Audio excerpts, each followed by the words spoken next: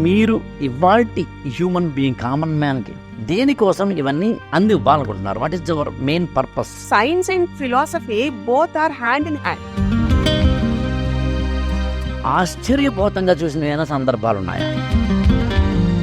దేవతలు కూడాట మానవ జన్మ కావాలని కోరుకుంటారట. అంత అద్భుతమైన కారణ శరీరం.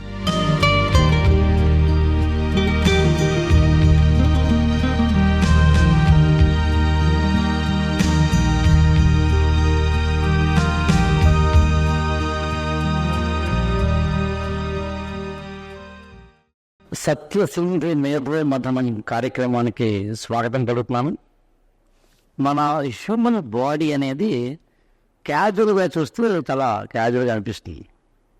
కానీ కొంచెం లోతుగా అర్థం చేసుకునే ప్రయత్నం చేసినప్పుడు ఇంత పజిలింగ్గా, ఇంత మిస్టిక్గా, ఇన్ని రకాలుగా ఉంటుందా అని మానవ శరీర లోపల గురించి చూస్తే అనిపిస్తుంది. అది హార్మోన్స్ లోపంలో చెప్పినా, స్పైనల్ కార్డ్కి సంబంధించిన ఫంక్షనింగ్లో చెప్పినా, మన యొక్క హ్యూమన్ బ్రెయిన్కి సంబంధించి చెప్పినా, అసలు ఆ మాటకు వస్తే అసలు మన పుట్టుకకు సంబంధించి చూసిన 2 చేతులు, 2 కాళ్ళు, ఒక తలకాయ, 2 చెవులు, 2 కళ్ళు, ఒక ముక్కులా మాత్రమే కనిపించే దీని వెనకాల చాలా అంతు తెలియని రహస్య జ్ఞాన భాండాగారం ఉంది. దాన్ని వెలికి తెద్దాం, దాన్ని అర్థం చేసుకునే ప్రయత్నం చేద్దాం. అలా అర్థం చేసుకోవడం వల్ల ఎవరికి లాభం అంటే, అహం బ్రహ్మాస్మి, ఇక్కడ ఉన్న ఈ బ్రహ్మకే లాభం, ఇక్కడ ఉన్న మనకే లాభం. మనమే దాని యొక్క ఫ్రూట్స్ని ఎంజాయ్ చేసేందుకు అవకాశం ఉంది. అందుకే దానిలో ఒక స్పిరిచువాలిటీ తోటి, రిలీజియస్ పాయింట్ ఆఫ్ వ్యూ కానీ, ఒక సైంటిఫిక్ టెంపర్మెంట్ తోటి తెలుసుకోవాలంటే మనం ఖచ్చితంగా ఒక స్పిరిచువల్ సైంటిస్ట్తో మాట్లాడాలి. అందుకే నేను ఇప్పుడు ఒక స్పిరిచువల్ సైంటిస్ట్ సత్యసింధు గారితో నమస్తే అండి. నమస్తే అండి. నేను చెప్పినట్టుగా హ్యూమన్ బాడీ, మన యొక్క బాడీలో ప్రధానమైన మనం పుట్టుక. నేను ఇంగ్లీష్లోను, నాభి రజ్జు అని సంస్కృతంలోను, వెబ్బు తాడు అని తెలుగులోను అంటాం. అది క్యాజువల్గా చూస్తే ఒకప్పుడు మంత్రసానులు మనకి ఈ ప్రాసెస్లో ఉన్నప్పుడు అయితే కనుక దాన్ని చాలా జాగ్రత్తగా కోసి తీయడం లాంటివి, దాన్ని అర్థం చేసుకుని మూమెంట్ని డైరెక్ట్ చేయడంలో, దాన్ని దాచడం లాంటిది. ఇవాళ ఆధునిక సైన్స్లో చెప్పడం లాంటిది. మామూలుగా పద్మపురాణం కనుక చదివితే విష్ణు యొక్క నాభి నుంచి వచ్చిన తామర తూడు లాంటి వాటిలోంచి వచ్చిన కమలముల పద్మములోంచి బ్రహ్మ, అక్కడ ఆ బ్రహ్మ సృష్టిని తీసుకురావడం జరిగింది. భూమి లేకుండా భూవర్ లోకంలో ఇలాంటి లోకాలు. ఇది సృష్టికి సంబంధించి వాయు పురాణంలో కూడా శివుడి ద్వారా విష్ణుమూర్తి నుంచి మళ్ళీ నాది రజ్జు ద్వారా అని వస్తుంది. వెంటనే నేను మిమ్మల్ని అడిగే ప్రశ్న ఏంటంటే, పురాణాల్లో చూసిన ఈ నాది రజ్జుకు సంబంధించింది ఏది చెప్తున్నారు, ఆధునిక మెడికల్ని చూసిన ఈ మెడికల్ కార్డుకి సంబంధించి చెప్తున్నారు, లేదా దాని స్టెమ్స్ చెప్తున్నారు. ఈ స్పిరిచువాలిటీ, సైన్స్ రెండింటినీ కలుపుతూ మార్మికత తెలిసిన మీరు, ధార్మికత తెలిసిన మీరు, ఇవన్నీ ఒక సైంటిఫిక్ కోణంలో నేటి మానవుడికి అర్థమయ్యేలా చెప్పాలంటే ఏం చెప్తారు? ఒక చిన్న క్వశ్చన్ ఫస్ట్ నాది. ప్రాణం ఎక్కడ ఉంటుంది హ్యూమన్ బాడీలో? Where is like the life? ప్రాణం ఎక్కడ ఉంటుంది? ఎస్, లైఫ్ ఎక్కడ ఉంటుంది అంటే అది మామూలుగా అయితే రక్తంలోనే, లేకపోతే కనుక గుండెలోనూ ఉంటుందని చెప్తారు మామూలుగా. గుండెలో ప్రాణం ఉంటుందా? ఓకే. బ్రెయిన్ లో ఉంటుంది చెప్తారు. అప్పుడు బ్రెయిన్ లో ఉంటుందా? ఓకే. మొత్తం బాడీలో ఉంటుంది చెప్పాలి. ఎక్కడ ఉంది అయితే? ఓకే. ఉంటుందా? ఓకే. Everywhere is life. ఓ super. And because you are embodied with life. మనకి సోల్ అని ఒక మాట వింటాం. ఓకే. ఆత్మ శరీరం, కారణ శరీరం, కారక శరీరం, లేదా స్థూల శరీరం, సూక్ష్మ శరీరం, ఇలా చెప్తూ ఉంటాం కదా. ఇన్ని వాటికి మనము సోల్ తోటి కప్పబడి ఉన్న ఒక human body. Human body is only action oriented. It is nothing there. మన ఏ ప్రాబ్లం వచ్చినా దానికి మనం సపరేట్ చేస్తే అది తేలిగ్గా అయితే శరీరం అదే తగ్గించేసుకుంటుంది. లేకపోతే దాని మీద ఒక అనుభవం రావాలి, దాని నుంచి అధ్యయనం చేయాలి. సో ప్రాణం అనేది it is like the intelligence of the body to make it live, to reach its purpose కదండి. మీరు అంటున్న ఇందాక వాయు పురాణం అవ్వచ్చు, ఏ పురాణం అయినా ప్రాణ యజ్ఞం గురించి మాట్లాడుతుంది. యజ్ఞం అది అంటే ఊపిరి తీసుకోవడంతో లైఫ్ ఉంటుందా కాదు, నాసికా రంధ్రాలు కేవలం ఒక పరికరాలు మాత్రమే. But what it does in the system, మనకి ఉచ్ఛ్వాస నిశ్వాసాలు తీసుకుంటున్నప్పుడు మనంతా షాలో బ్రెత్ తీసుకుంటూ ఉంటాం, అంటే అచేతనంగా జరిగిపోయే ప్రక్రియ. చేతనంగా ప్రజ్ఞతో చేసే ప్రక్రియ నాడీ దాని నుంచి, అంటే నాభి నుంచి తీసుకునేది. నాభి అనేది అక్కడి నుంచే 72,000 సూక్ష్మ నాడులు ఉంటాయి. ఇన్ని కోశాలకి కనెక్ట్ అయ్యి ఉండే ఒక round way of like completeness. సిద్ధశాస్త్రం ఏం చెప్తుంది అంటే నీ పంచకోశాలకి కూడా ఆధారభూతమైన దారి అక్కడి నుంచి ఉంటుంది, నాభి నుంచి. అంబలికల్ కార్డ్ కట్ చేస్తేనే కదండి మదర్ అండ్ బేబీ డివైడ్ అవుతారు. ఈవెన్ మనకి పిల్లలకి చూడండి, లోపల ఉండే ఒక ఎన్విరాన్మెంట్లో ఉన్నప్పుడు సేఫ్గా సెక్యూర్డ్గా ఉంటున్న ఆ ఫీటస్ మేధస్సుకి బయటికి రాగానే అది వెంటనే కట్ చేసేయడం వల్ల నా స్కాన్లు చూస్తే అన్నీ పర్ఫెక్ట్గా ఉంటాయి, కానీ పిల్లలు అవస్థపడుతూ ఉంటారు చాలా కేసెస్లో. ఈ సందర్భాల్లో తల్లి గర్భంలో పిల్లలు ఉన్నప్పుడు వీళ్ళ మానసిక వ్యవస్థ కూడా పిల్లల మీద పడుతుంది, where science was not reached that stage. కానీ ఇవన్నీ మన పురాణాలు, మన ఉపనిషత్తులు, మన వేదాలు ఇవన్నీ పూర్వం నుంచి చెప్తున్న ఘోష ఇది, రైట్? ఈ నాభి నుంచి ఎందుకు ఇలా ఉంటుంది అంటే మీకు విష్ణువు దాని నుంచే వస్తాడు, సృష్టి స్థితి లయ. ఈ ముగ్గురికి కూడా దీని నుంచే కనెక్షన్ ఉంటుంది. ఇనేవే శరీరంలో కూడా అలానే సృష్టి స్థితి లయ ఒక క్రమంలో వెళ్తూ ఉంటాయి. ఆలోచన సృష్టి, క్రియారూపంలో ఉండే విష్ణు స్థితి నీ బాడీ ద్వారా జరుగుతుంది. లయం అంటే నాశనం కాదండి, కంప్లీషన్, లేదా అది చేయలేనప్పుడు కౌంటరింగ్. సో ఈ మూడు కూడా శరీరంలో అంతర్గతంగా జరుగుతూనే ఉంటాయి.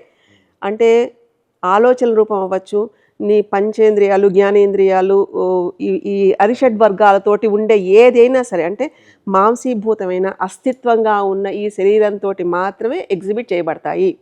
దానికి సెంటర్ ప్లేసెస్ నాభి. పైకి వస్తుంటే ఉపరితలాలు అంటాం, కిందంతా ఇమాజిన్ ఒక చెట్టు, చెట్టుకి సాయిల్ దగ్గర ఉండేది నాభిస్థానం అనుకోండి, పైన ఎదుగుతున్నదంతా మనం చూస్తున్న బాడీ, కింద అండర్ రూట్ ఉండేదంతా కూడా it is like the working. ఆ చెట్టు కావాల్సిన సారం తీసుకుని చెట్టు ఎలా ఎదుగుతుందో అనే దానికి ఆధారపూరితంగా ఉండే కింద నుంచి ఉండే రూట్ నాలెడ్జ్ అంతా దాని నుంచి వస్తుంది కదండి. ఇప్పుడు చెట్టుకి ఏదైనా జరిగింది అనుకోండి, ఏదైనా మనం కొమ్మ విరిచడం లేకపోతే అదేనా పడిపోవడం జరిగితే ఏం చేస్తాం మనం? ఆ కొమ్మను అతికి పెట్టి కదండి, దాన్ని బడ్డింగ్ అంటాం. లేదా మళ్ళీ అది తిరిగి చేసే ప్రయత్నం అది వర్కౌట్ అవ్వచ్చు కాకపోవచ్చు. అదే ఒక వేరు పురుగు లాంటిది వచ్చింది అనుకోండి, ఏం చేస్తాం? ఇంకేం చేయక అదే వెళ్ళిపోతుంది కదండి. అంటే ఇక్కడ balancing between your lower thought and the higher thought in the mind with the consciousness along with the spirituality towards the scientific approach is human body. Got it? And there comes మనకి మిగతా 12 systems are there. మనకి cardio system, even మనకు gynaecology అనుకోండి, nervous system, nephrology అనుకోండి, లేదా even for the looks and senses, sense organs అన్నీ పనిచేస్తున్న links అన్నిటికీ కూడా పెద్ద పెద్ద విభాగాలు ఉన్నాయి. అవన్నీ కూడా ఏం చెప్తాయి? నిన్ను ఉండాల్సిన పద్ధతుల నుంచి తక్షణం బయట తీసుకొచ్చే పద్ధతి చెప్తాయి. కానీ ఆ సివియారిటీకి వెళ్లకుండా ఉండే ఒక క్రియ ఏదైతే ఉంటుందో, చిన్నపిల్లలకి ఒళ్ళు మర్దన చేస్తాం ఒళ్ళు సాగడానికి, ఒళ్ళు గ్రోత్ పెరగడానికి. ఎందుకంటే సంథింగ్ తెలియకుండా అది ఎదుగుతోంది. ఆ ఎదుగుతున్న సారాన్ని ఏదైతే ఉంటుందో అది నాభి నుంచి మాత్రమే ఉంటుంది. And we can feel that. మనకి ఎప్పుడైతే మనకి ఈ టచ్ అనేది ప్రచోదనం అవుతుందో, ఈ స్పర్శ ప్రచోదనం అయితే ముట్టుకుంటే మనకు అర్థమవుతూ ఉంటుంది నాడి ఎక్కడ ఉంటుంది అన్నది. అసలు ఈ బీజం ఎలా పడింది. మనం మామూలుగానే తల్లి 9 నెలలు మోస్తుంది కదా అనుకుంటాం, కానీ శాస్త్రం ప్రకారం ఏంటంటే తల్లి గర్భంలోకి రేతస్సులాగా చేరే ముందు తండ్రి చుట్టూతా 3 నెలలు అది వాసం చేస్తుంది. ఓకే, సెలెక్ట్ చేసుకుంటుందండి. It is not like a simple ఏదో డెలివరీ కదా ఇలా, ఇట్స్ నాట్ లైక్ దట్. దీని వెనకాల అంత పవిత్రమైన ఆలోచన పద్ధతిలో దీన్ని చూడడం జరుగుతుంది. ఎందుకంటే human body it self is like a miracle. ఇంత దాంట్లోనూ దాన్ని అన్వేషించే పద్ధతుల్లో ఇంకా చాలా డెప్త్ ఉంటుందండి దీంట్లో. ఒక రోగం వస్తుంటే అది మనం ఏ లేయర్ నుంచి వస్తుందో తెలియాలి మనకి. సో అది ఆ ఇంబ్యాలెన్స్ కరెక్షన్స్ బాడీకి ఎలా ఉంటే కరెక్ట్గా ఉంటాయి, దాన్ని అలైన్మెంట్స్ అంటాం. Balancing the body, balancing the body ఉంటున్నప్పుడు ఇందాక అనుకుంటున్న healing system is perfect. Imbalance అవుతున్నప్పుడు మాత్రమే దీని గురించి ఆలోచిస్తాం. సో ఈ ఇంబ్యాలెన్సెస్ ఎలా స్టార్ట్ అవుతాయి? ఆలోచనల వల్ల కూడా బాడీ ఎఫెక్ట్ అవుతుంది, వాతావరణం వల్ల కూడా ఎఫెక్ట్ అవుతుంది, లేదా ఉండే తీరు వల్ల కూడా అబ్నార్మాలిటీస్ ఉంటాయి. మీకు వెన్ను ఆధారంగా చేసుకుని, ఎందుకంటే spine is the highway to reach your consciousness. So align అయితే ఏం జరుగుతుంది? ఎలైన్ అయినప్పుడు తీసుకునే శ్వాస మనకి షట్చక్రాలు చెప్పింది స్పైనల్ కార్డ్ మీద ఈ కోణాలని అంటారు. ఎస్, మనం తీసుకునే శ్వాస వెళ్తూ శరీరం దాని యొక్క నిర్లిప్తతావస్థలో ప్రశాంతంగా ఉంటున్నప్పుడు మనకి డీకోడింగ్ జరుగుతుంది. బ్రహ్మరంధ్రం నుంచి ఇన్ఫర్మేషన్ తెలియడం అనేది జరుగుతుంది. అంటే ఇన్ని నాడుల్లో ఏ నాడి ప్రభావితం అవ్వాలి అంటే మొత్తం 73.5 లక్షల్లో 72,000 మాత్రమే హ్యూమన్ బాడీకి ఓపెన్ అయి ఉంటాయి. ఆ 72,000లో కూడా కేవలం 25,000 నాడులు పుట్టుకప్పుడు అవి యాక్షన్లోకి వచ్చేలాగా ఉంటాయి. నాటికి ఇంగ్లీష్ పదం నెర్వ్ అంటారా? ఏదైతే మెడిసిన్ ఇస్తుందో అదే అంటారా? కాదండి, కాదు. It's a junction wear the blood tissue ఇవన్నీ కలిసేది జనరల్గా అలా చెప్తారు. కానీ నాడి అంటే కాన్షియస్నెస్గా మనకి spiritual body, mental body, casual body, ఈ బాడీస్ అన్నీ ఒకదానికొకటి కనెక్ట్ చేస్తూ ఒక ఓవెల్ షేప్లో తీసుకొస్తుంది. ఆరా అంటాం కదా, ఎనర్జీ సిస్టమ్ అంటాం కదా, దట్ ఈస్ నాడీ సిస్టమ్. ఇప్పుడు ఆస్ట్రల్ బాడీ అని ఆస్ట్రల్ బాడీ వాడతారు కదా, ఆ సూక్ష్మ శరీరం అది బాగా అవుతుందా? ప్రాణమయ శరీరాన్ని టచ్ చేస్తున్నప్పుడు ప్రాణమయ ప్లేన్, ఆ కాన్షియస్ లెవెల్, ఎందుకంటే ఇదంతా కూడా మనకి 2 కళ్ళతో కనిపించేలా ఉండదండి. ఇంటర్నల్ ఫ్యాకల్టీ అని చెప్తున్నాం మళ్ళీ ఇక్కడ. సో ఆ అవేర్నెస్ తోటి ఉంటే ఆ ప్లేన్కి అర్థమవుతుంది మనకి. So astral body is something where it can access the information from the casual body. అంటే దానికన్నా పై స్థాయి నుంచి అది జరుగుతున్న వాటి వల్ల ఇన్ఫర్మేషన్ ఇస్తూ ఉంటుంది. ఇవన్నీ ఇమాజిన్ ఒకదాని మీద ఒకటి ఉంటాయి. Effect is like the physical body, వెంటనే వచ్చేది మెంటల్ బాడీ. లౌకికంగా ఉండే నీ మైండ్ ఏమి గ్రాస్ప్ చేస్తుంది సెన్స్ ఆర్గాన్స్ నుంచి, ఆ తర్వాత వచ్చేది స్పిరిచువల్ బాడీ, ఆ తర్వాత వచ్చేది astral body. Astral body is like beyond your senses, but you should be alert. So ఇంత జరుగుతున్నప్పుడు ఫస్ట్ నీ ఫిజికల్ బాడీ స్పైన్ కరెక్ట్గా ఉండాలి. వెన్ను తిన్నగా ఉంటే రోగాలు రావు, 95% రోగాలు రావు. సో అంత వెన్ను తిన్నగా పెట్టుకునే ఒక భద్రత ఒక ఆసనంలో పెట్టడం అనేది అలైన్మెంట్. సో పూర్వకాలం కూడా ఈవెన్ మనకి విన్నే ఉంటాం కదా, ఈ మునులు వీళ్ళంతా కూడా ఎన్నేళ్ళు అయినా కానీ శరీర స్థిరత్వం దాన్ని పట్టు కోల్పోకుండా ఉండడానికి ఈ నాడీ మండలం శుద్ధి చేసేవాళ్ళు. అంటే మనకి దౌత్య క్రియ, మనం ఇప్పుడు ఎలా అయితే బ్రష్ చేసుకుంటాం, శరీరం శుభ్రం చేస్తాం, అలాగా పేగులతో సహా క్లెన్జింగ్ ఉండేది. అలాగే ఆలోచనల పొరలతో సహా క్లెన్జింగ్ ఉండేది.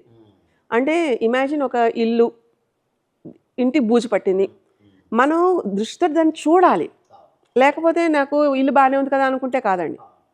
అలాగా అనుక్షణం ఎరుకుతూ ఉండేయడానికి వాళ్ళు ఆసనంలో, భద్రాసనంలో, సిద్ధాసనంలో కూర్చొని చేసే ప్రక్రియలు ఇవన్నీ.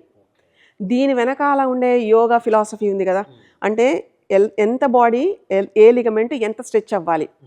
సే సపోజ్ 5 feet 5 inches ఉన్న వాళ్ళు ఎంత స్ట్రెచ్ అయితే బాడీకి ఆ ఎనర్జీ, కోర్ ఎనర్జీకి కనెక్ట్ అవుతుంది. కోర్ ఎనర్జీ అంటే అగైన్ గట్ ఎనర్జీ, అంటే మళ్ళీ నాభికి సంబంధించి ఉండే ఒక ప్రచోదనం అయ్యే సాలెపురుగు గూడు ఎలా అయితే ఉంటుందో అలా ఉంటుందండి. అదంతా కూడా విచ్చుకోవాలి. ఆ విచ్చుకోవడం అంటే ఇమాజిన్ ఒక పైన్ కోన్ ఉంటుంది కదా, దాన్ని పచ్చిగా ఉన్నప్పుడు ఎలా ఉంటుంది, వికసించినప్పుడు ఎలా ఉంటుంది. సో ఇది it is like a direct energy centre from the pineal glad. అంటే మనకి స్పైన్ కింద నుంచి పై వరకు చూస్తే ఎవ్రీథింగ్ కమ్స్ ఇక్కడి నుంచి ఇక్కడ వరకే. అంటే మీ ఎలక్ట్రిక్ ఎనర్జీ అవ్వచ్చు, మీ కైనెటిక్ ఎనర్జీ అవ్వచ్చు, బాడీ బ్యాలెన్స్ చేసేది ఈ రెండింటల్లోనే. ఈ రెండింటల్లో మనం ఎలాంటి శ్వాస తీసుకుంటున్నాము, ఏ నాడితో తీసుకుంటున్నాం, ఈడనాడి, పింగళ నాడి, వాటితో చేస్తుంటే ఏది బయటకు వస్తుంది అంటే ఎలాంటిది కుండలిని శక్తి, ఎలా అయితే 3.5 అడుగులున్న కుండలిని శక్తి ఎలాగ దానికి ఆ ప్రెషర్ తోటి లేవగలుగుతుంది. ఇదంతా this is everything controlled in the astral body నుంచి. ఓకే, ఇక్కడ ఒక పాయింట్ అండి, మామూలుగా కుండలిని ఈడ పింగళ సుషుమ్న ఆధార చక్రాలు ఇలాంటివి అన్నప్పుడు సో కాల్డ్ ఒక ఐటీ ప్రొఫెషనల్ బాగా యంగర్ జనరేషన్లో ఎడ్యుకేటెడ్ ఇంగ్లీష్ చదువుకున్న వాళ్ళు లేదా నాస్తికులు ఇది ఇంత ట్రాష్ అండి అనే అవకాశం ఉంది. ఎగ్జాక్ట్లీ. ఓకే, అలా అందరం తప్పని అన్నాయి, ఎవరి అభిప్రాయం వాళ్ళది కాదు. ఇక్కడ పాయింట్ ఏంటంటే 1 minute అండి, ఇక్కడ పాయింట్ ఏంటంటే మన యొక్క దీంట్లో శ్వాసకు సంబంధించి ఇందాక మీరు మాట్లాడిన యాక్చువల్గా మనకి 3 ప్రశ్నలు ఉన్నాయి, దానిపై అడుగుతాను. ఒకటి శ్వాసకు సంబంధించింది, 2 స్పైనల్ కార్డు సంబంధించింది, 3 బ్రహ్మరంధ్రం అనే పదం వాడారు. పిల్లలు పుట్టినప్పుడు చాలా ఇక్కడ మెత్తగా తర్వాత ఈ బ్రహ్మరంధ్రం ఏంటి, దీన్ని ప్రాచీన మనులు ఈ వాళ్ళ భాషలో చెప్పడానికి ప్రయత్నించారు. వాళ్ళు చెప్పింది మాత్రం ఇవాళ సత్యమే. మనిషి ఆరోగ్యంగా ఉండడానికి, మనిషి ఆనందంగా ఉండడానికి, మనిషిగా ఉండడానికి ఇచ్చారు. వీటిలో శ్వాస మామూలుగా శ్వాస అన్నప్పుడు మనకి ఓకే ఇన్హేలింగ్ ఎక్స్హేలింగ్ ఉంటాయి, ఇవన్నీ చూస్తాం. కానీ ప్రాణము, ఉదానము, వ్యానము, సమానము, అపానము అంటే శ్వాసని ఇన్ని రకాలుగా చెప్పడానికి కారణం ఏంటంటారు? దానికి ఇందాక మీరు చెప్పిన క్లీన్జింగ్ సంబంధం ఏంటి? ఆ శ్వాస వ్యవస్థ బాడీని బ్యాలెన్స్ చేసేవి ఉంటాయండి. అంటే నీ బాడీ 98.6 degreesలోకి లాక్ చేయడం అనేది హూ ఈజ్ కంట్రోలింగ్? ఈ వాయువు కంట్రోల్ చేస్తుందండి. ఒకటి ఎక్స్క్రిటరీ సిస్టమ్, అది వెళ్ళడానికి కావాల్సిన ఒత్తిడి. కొంతమంది పిల్లలకి నువ్వు ముక్కితే కొంచెం ఫ్రీ మోషన్ అవుతుందని చెప్తూ ఉంటాం. సో అది ఈ ప్రాణవాయువుకి సంబంధించిందండి. ఇన్ని వాయువులు కలిసి 5 రకాలే కదండి, మొత్తం 10 రకాలు ఉంటాయి. 10 రకాలు ఉంటాయి. ఈ 10 రకాల యొక్క వాడకం, దాని మధ్యన ఒక రిథమ్ ఉంటుంది, దాన్ని డాన్స్ చేయించవచ్చు. అంటే ఇందాక ఇంకొక పదం కూడా వాడాను, ప్రాణయజ్ఞం. ఈ యజ్ఞంతో ఏం చేస్తాం? ఈ యజ్ఞం వల్ల ఏమొస్తుందంటే ప్యూర్గా ఇప్పుడున్న జనరేషన్కి అర్థం అవ్వాలి అంటే, వెన్ వాళ్ళు పరిగెట్టారనుకోండి బాడీ విల్ గెట్ ఎగ్జాస్టెడ్, అంటే కొంచెం పీక్స్కి వెళ్తుంది, అంటే బ్లడ్ ప్రెషర్ అవ్వచ్చు. ఇలా వెళ్తున్నప్పుడు వాళ్ళకి ఇమ్మీడియట్ ఎనర్జీ ప్రొవైడర్ ఎక్కడి నుంచి వస్తుందండి? వాళ్ళు శాంతి పడేదాకా. సో అంటే ఒక ఏటీపీ అని ఉంటుందండి, ఎడినోసిన్ ట్రైఫాస్ఫేట్ అంటాం. So it is like the ignition. So అది ఒకటి ఇలా రాజుకుంది, దాన్ని మెయింటైన్ అవ్వాలి. సో వాటికి కావాల్సిన ధాతువులతో ఏర్పడ్డ శరీరం కదా, 94 ధాతువులతోటి human body will be like కదండి. అలా ఉంటున్నప్పుడు ఆ కాంబినేషన్స్లో ఒకటి ఎక్కువ అవ్వచ్చు, ఒకటి తక్కువ అవ్వచ్చు, ఇంబ్యాలెన్సెస్ విల్ బి దేర్. అది మనం మూమెంట్లో మనం వాడుతున్న ఎనర్జీని ఎక్కడైతే ఖర్చు చేస్తున్నామో, ఫిజికల్గా ఖర్చు చేస్తాం కొంచెం, ఎందుకంటే ఎక్సర్సైజ్ వల్ల లేకపోతే వాటి వల్ల కూర్చుని కూడా ఖర్చు చేస్తాం. సో దానివల్ల ఇలాంటివన్నిటికీ బ్యాలెన్స్ చేయడం అనేది ఇందాక మీరు చెప్పిన 5 వాయువులు, they are the key things for the human body to maintain its own balance. So ఇది ఎలాంటి ప్రూఫ్ ఉంటుంది అంటే, అది ఫీల్ అవ్వాలి అంటే 3 రోజులు మోషన్కి వెళ్ళకుండా ఉండడం తెలుస్తుంది. ఓకే, పొట్ట బరువెక్కిపోయి బిగదీసుకుపోయి నడవలేక కదండి. ఇప్పుడు సోకాళ్ళు దాన్ని మనం ఒకటి పెట్టుకున్నాం, కాన్స్టిపేషన్ లేదా ఇరిటబుల్ బౌల్ సిండ్రోమ్, విపరీతమైన మోషన్స్ అయిపోయి, లేదా ఒబేస్ వల్ల మూమెంట్ లేకుండా, ఇవన్నీ వాటి కారణాలు.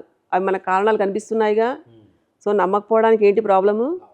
నమ్మాలి కదా, ఎందుకంటే we're like observing, we're sensing that, right? నాకు ఎక్స్పీరియన్స్ అవ్వాలి అంటే better you go in to it. ఎందుకంటే అంటే ఇప్పుడున్న వాళ్ళకి ప్రతిదీ ప్రూఫ్ అంటారండి. ప్రూఫ్ 2 రకాలుగానే ఉంటుందండి. అయితే నువ్వు చెప్పిందని విను, లేదా నువ్వు అనుభవించు. దానివల్ల వచ్చిన ఒక పాఠం నేర్చుకో. మన పెద్దవాళ్ళు క్లియర్గా, అరే అలా కాదు, పెద్దవాళ్ళు ఎక్కడో జనరేషన్స్ అక్కర్లే, మన ఇంట్లో పెద్దవాళ్ళు చెప్తున్నా మనం వినాం. నాకు ఇలా అంటే వాళ్ళకి ఇంత ధ్యాస, ఇంత నిలకడ, ఇంత కుదురు, ఇంత స్థిరత్వం ఉండదు. ఎప్పుడు పరుగులు పెడతారు. దేనికి పరుగులు పెడుతున్నారో తెలియదు, ఏం కావాలో తెలియదు, అసలు ఎనర్జీ అంటే ఏంటో తెలియదు. తినేస్తే అది అరిగిపోతుంది, అసలు అరిగేంత ఈ శరీరానికి ఉంది, దాని పట్ల నేను ఒక గౌరవంగా ఉండాలి, దే డోంట్ నో. ఆకలి అంటే తెలియదు. కొంతమందికి స్ట్రెస్ వల్ల కూడా తినేస్తూ ఉంటారు. సో అది ఏ ఆకలో కూడా తెలియదు, అది మనసు చెప్పే ఆకలా, నువ్వు ప్రాబ్లం ఫేస్ చేయలేక వస్తున్న ఆకలా, ఏ ఆకలి? సో ఆ కుదురు ఎప్పుడైతే వస్తుందో ఇవన్నిటికీ కూడా వాళ్ళే చెప్పేసుకుంటూ ఉంటారు. ఏదైనా చేసి చూడాలండి. ఎక్సర్సైజ్ చేస్తున్న వాడికి పోనీ ఇవన్నీ తెలిసిపోతాయా అంటే తెలియవండి. వాళ్ళ బుద్ధి కూడా అక్కడ నిలపాలి, వాళ్ళ వివేకం కూడా అక్కడ ఉండాలి, దాన్ని అర్థం చేసుకునే ప్రయత్నం చేయాలి. అంటే ఇక్కడ శరీరం, మీ మైండ్, బాడీ, స్పిరిట్ 3 ఆ రిలేషన్లో ఉన్నప్పుడే ఒక resonance effect is a proof. అంటే దాని నుంచి వచ్చే ఒక అవుట్పుట్ ఏదైతే ఉంటుందో that you can feel that raises your way of thinking, మన మెచ్యూరిటీ అవ్వచ్చు, మన లెవెల్ ఆఫ్ థింకింగ్. అంతే, ఎందుకంటే మనమే ఒక 5 ఏళ్ల క్రితంలో మనలోనే మనకి చాలా మార్పులు వస్తూ ఉండొచ్చు.